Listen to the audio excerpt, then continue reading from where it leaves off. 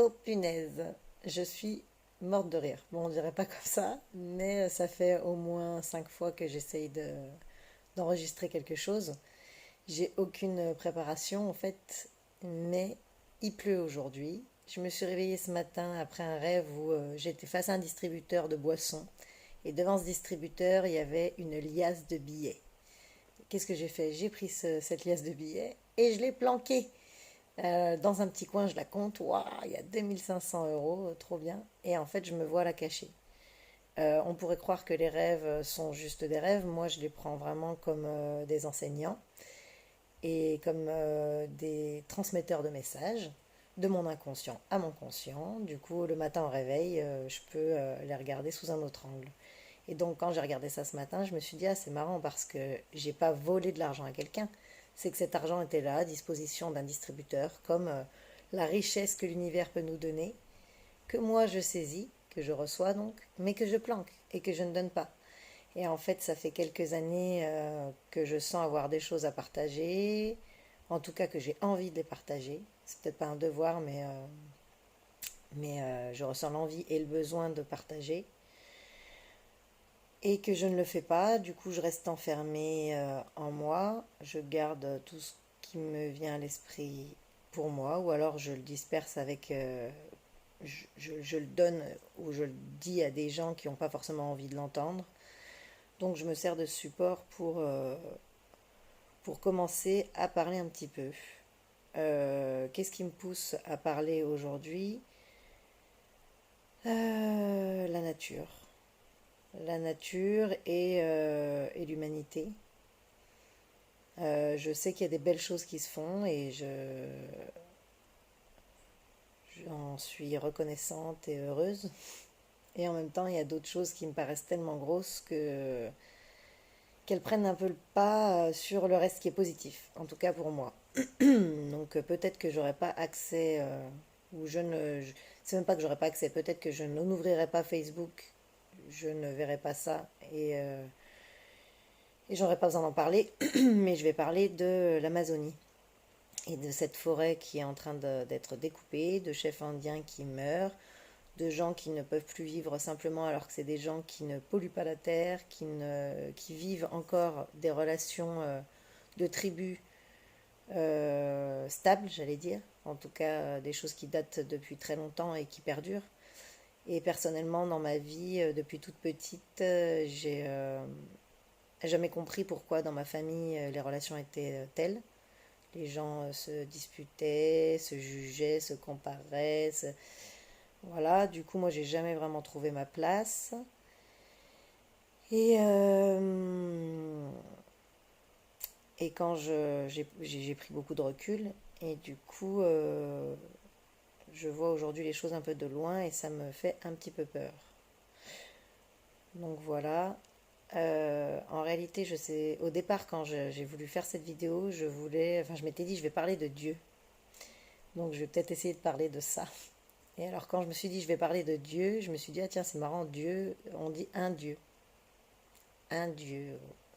le Dieu. Alors que pour moi, quand je parle de Dieu ou ce que je ressens quand je pense à ça, c'est justement quelque chose qui n'est ni un Dieu ni une déesse. C'est un principe qui unit ces deux choses-là. Un principe, je ne sais même pas si ça veut dire quelque chose, c'est un principe qui unit ces deux choses-là. Enfin bref, j'essaye de mettre des mots sur quelque chose. Je ne sais même pas si ça sera utile à quelqu'un d'autre que moi, parce qu'en tout cas, le fait d'exprimer, soit ça va me donner encore plus envie de transmettre d'autres choses, soit je vais me dire, mais c'est quelle utilité et quel sens ça a ce que tu fais. En tout cas, je l'aurais fait. Au lieu de rester comme je le fais depuis 4 ans, avec oui, je vais faire ça, je vais nani, nana, et je ne fais rien. Donc je le fais.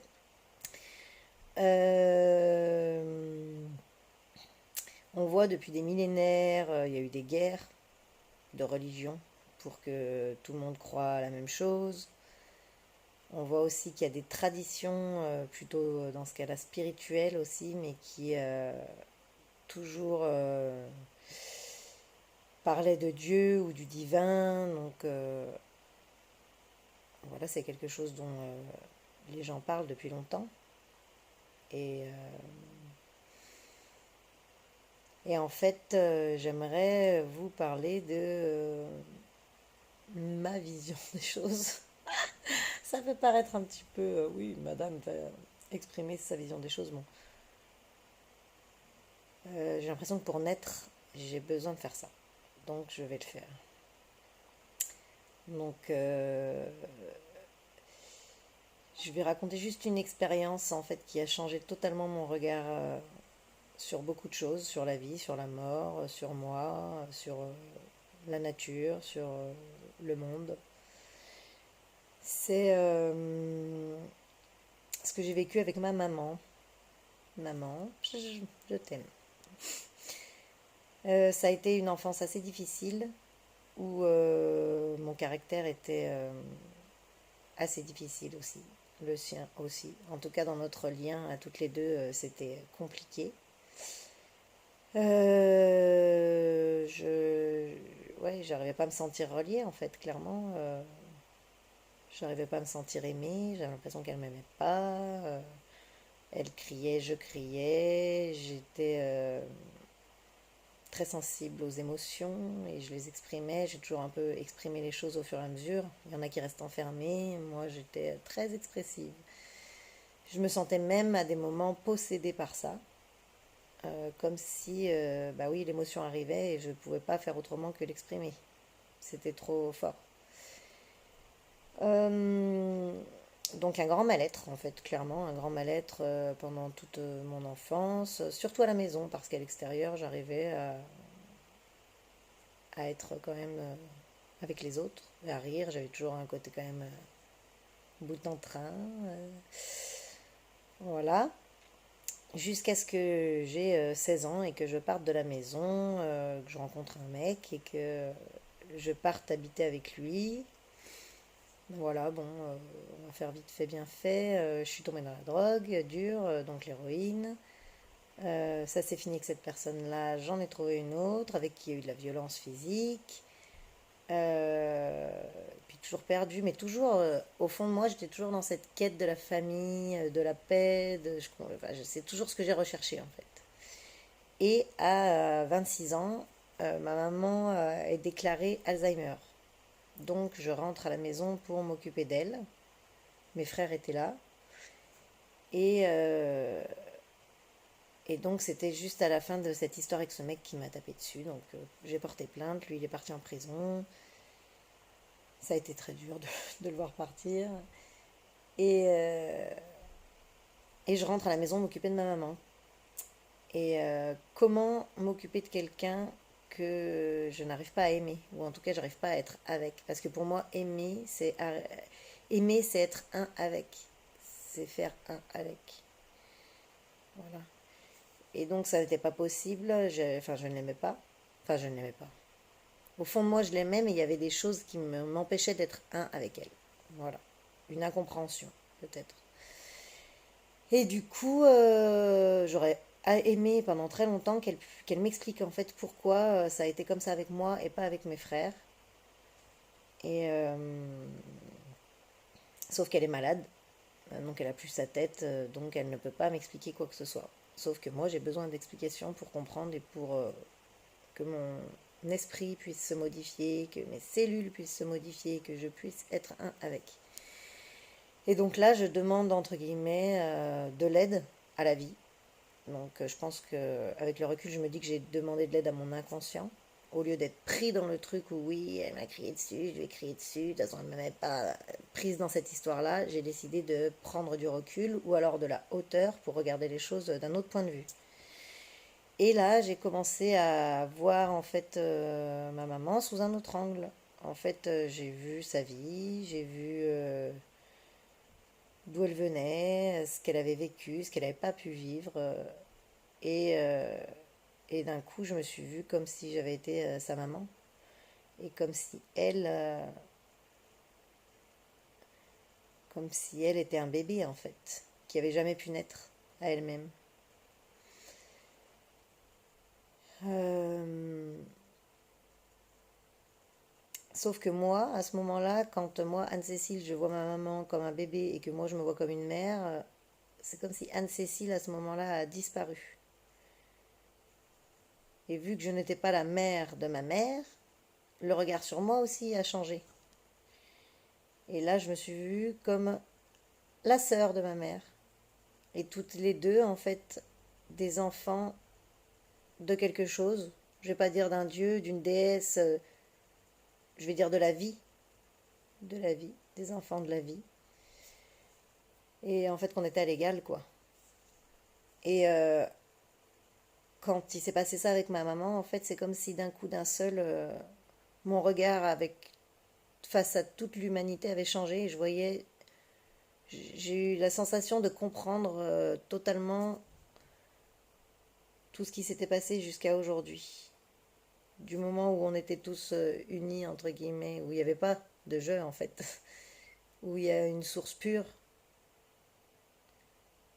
qui a donné naissance à différentes... qui s'est séparée en fait, qui s'est séparée, a donné naissance à des âmes, des familles, des couples, des enfants. Et puis la machine, entre guillemets, a démultiplié tout ça, démultiplié jusqu'à aujourd'hui. Et, euh, et aujourd'hui, on voit qu'il n'y a pas d'équilibre et qu'on a beaucoup de mal à retrouver cet équilibre. Et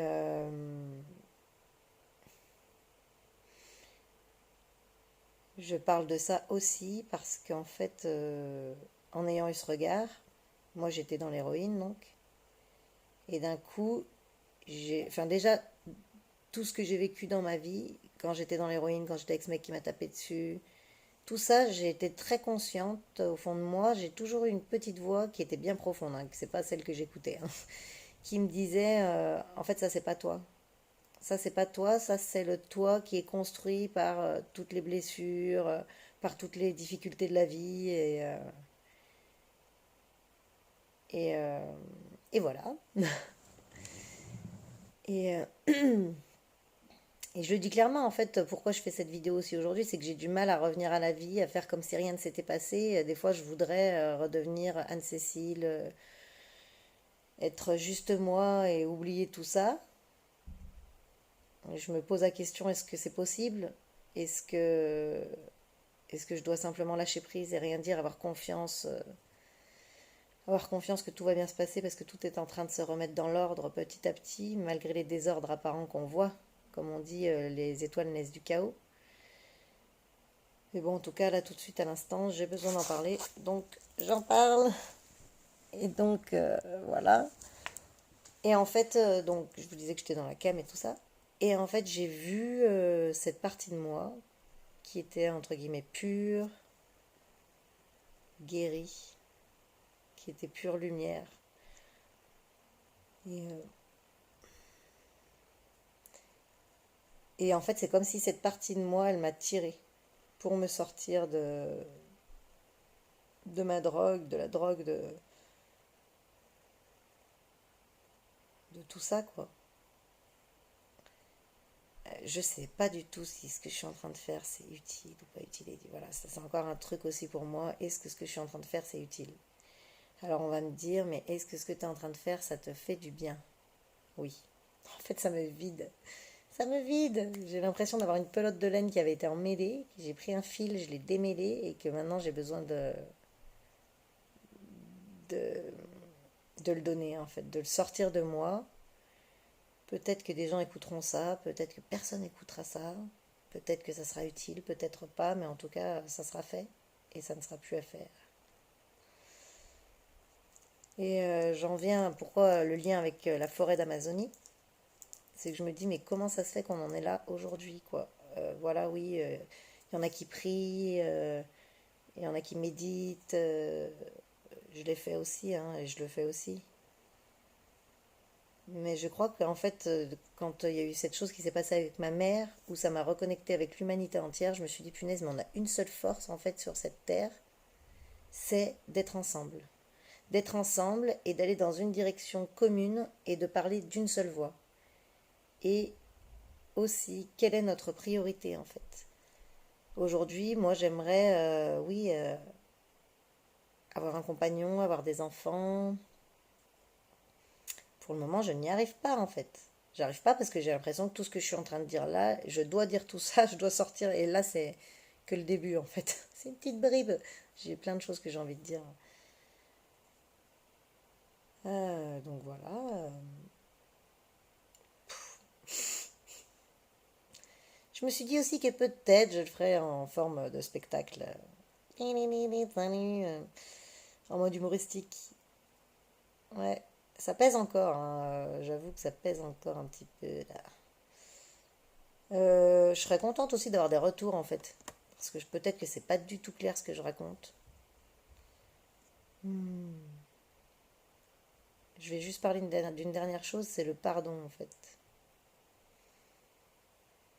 Hmm. Le pardon en donnant. Hmm.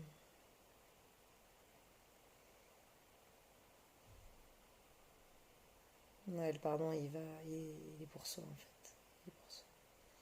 Voilà, moi j'y suis pas encore. Je vais même pas réécouter cette vidéo, je vais la poster. Et je verrai bien s'il y a des retours ou pas.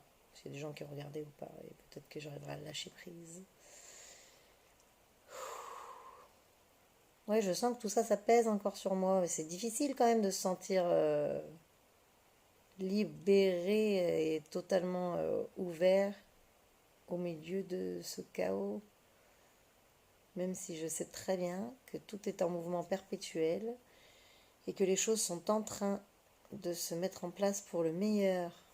Je le sais au fond de moi. Mais il y a un petit bout qui veut pas, hein. Donc voilà, merci à ceux qui auront écouté. Et aux autres aussi.